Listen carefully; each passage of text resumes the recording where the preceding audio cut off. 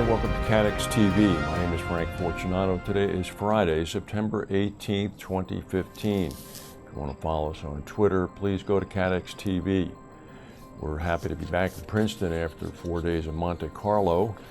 And the news that occurred on the flight over was quite surprising. The U.S. Federal Reserve decided to keep interest rates steady at their very historically low rates.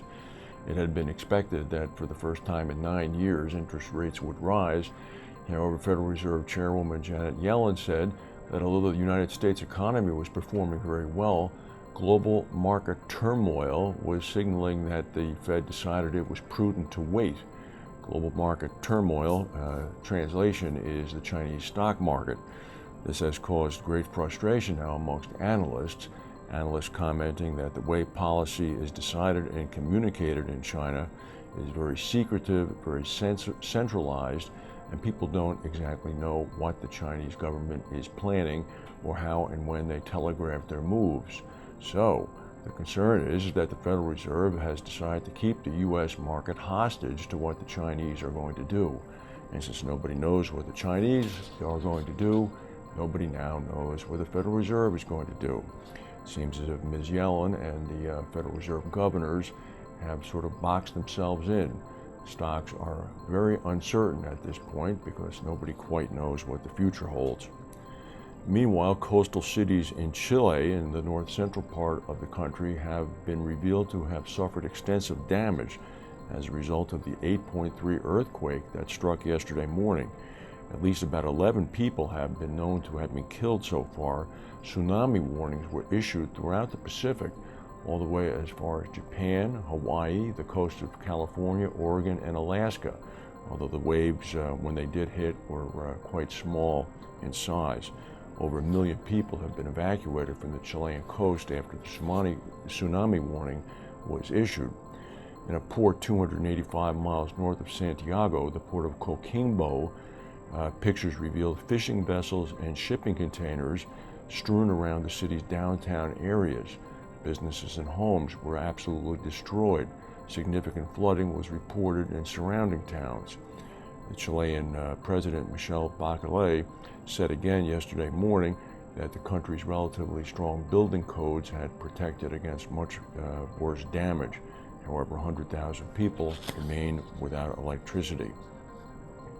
A fuel truck exploded in South Sudan, killing at least 85 people.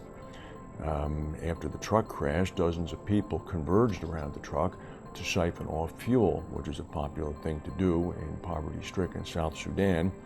The governor of the state the governor in the state where the accident occurred said that the death toll, in fact, is about 176. What happened? During the siphoning process, which was sort of haphazard as people rushed to the area to siphon off fuel using makeshift rubber hoses into containers, somebody lit a cigarette, sending the whole thing into a blazing inferno. Corpses being brought into the hospitals are burned beyond recognition. Wildfires that have ravaged California in the past several weeks are set to be the costliest event wildfire-wise for insurers in 20 years, according to Munich Re. The Valley Fire could become the largest wildfire loss event in Northern California since the Oakland firestorm back in 1991. The Oakland firestorm destroyed 3,200 buildings with an industry-wide insured loss of about $3 billion. Multiple wildfires continue to rage across parts of Northern California, the most destructive being the Valley Fire that began on the 12th of September. The Butte Fire is currently located about 45 miles southeast of Sacramento. That has destroyed over 500 structures. The Butte and Valley Fire have together destroyed over 1,100 homes.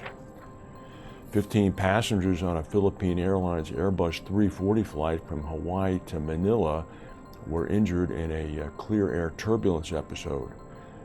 Philippine Flight 101, carrying 132 passengers, left Honolulu at 12:06 p.m. The Airbus A-340 experienced clear air turbulence en route. Nobody was injured seriously. The strike in Finland has shut down ports nationwide and halted public transportation as workers are protesting government budget cutbacks. Finnair, the national air carrier, canceled 16 domestic flights today. Airport officials say that delays can be expected. Trains and city buses have stopped running. However, ferries, including those to Sweden and Estonia, are running normally. Strikers are protesting government cutbacks, including limits to holiday benefits and overtime pay. Well, some point tomorrow morning, a Alitalia plane will lift off from Rome's airport, heading to Havana, Cuba. On board will be Pope Francis I. He's going to arrive in Havana on Saturday, the first stop on a 9-day papal trip to Cuba and the United States. The United States will have him visiting New York, Philadelphia, and Washington, D.C. The security precautions being taken in Philadelphia in particular are unprecedented. Downtown Center City, Philadelphia, people have been warned to have their cars moved or they will be towed away. A complete frozen and lockdown zone is going to be put in place for the 72 hours that the Pope is in the city. Homeowners will not be allowed to leave or to come into their homes. So it's going to be very interesting indeed. The cable TV channels in the U.S. will be showing the Pope's trip 24/7. That's the news for today. If we have any breaking news, we'll come back and tell you. Thank you for watching. Have a good weekend, and we'll see you Monday.